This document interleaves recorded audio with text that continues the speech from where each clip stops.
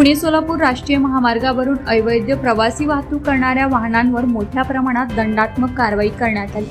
तसेच अवैध वाहतुकीवर अजूनही कडक कारवाई करण्यात येणार आहे, असा इशारा लोणी काळभोर वाहतूक शाखेचे सहाय्यक पोलीस निरीक्षक देवेंद्र पवार यांनी दिले। कवडीपाट टोलनाक्याजवळ लोणी काळभोर पोलिसांनी मंगळवारी 18 फेब्रुवारीला सकाळी 9 वाजण्याच्या सुमारास अवैध प्रवासी वाहनांवर कारवाई करण्यास सुरुवात केली।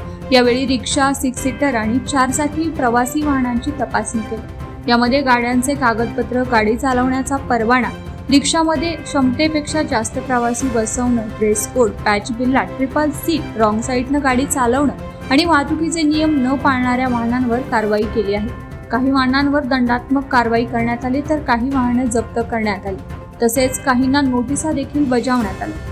दरम्यान पुणे सोलापूर महामार्गावरील हडपसर, मांजरी, कदमवाक वस्ती, लोणी काळभोर, उरुळी कांचन ते दौंड तालुक्यातील यवत आणि केडगाव पर्यंत खासगी वाहनांमधून मोठ्या प्रमाणात अवैध प्रवासी वाहतूक मोठ्या प्रमाणावर होत आहे। लोणी काळभोर वाहतूक पोलिसांच्या या कारवाईमुळे सध्या तरी अवैध प्रवासी वाहतुकीला लगाम लागला आहे। मात्र अवैध वाहतुकीला अजून किती दिवस लगाम लागला जाणार हेही पाहणं अत्यंत महत्त्वाचं ठरणार आहे।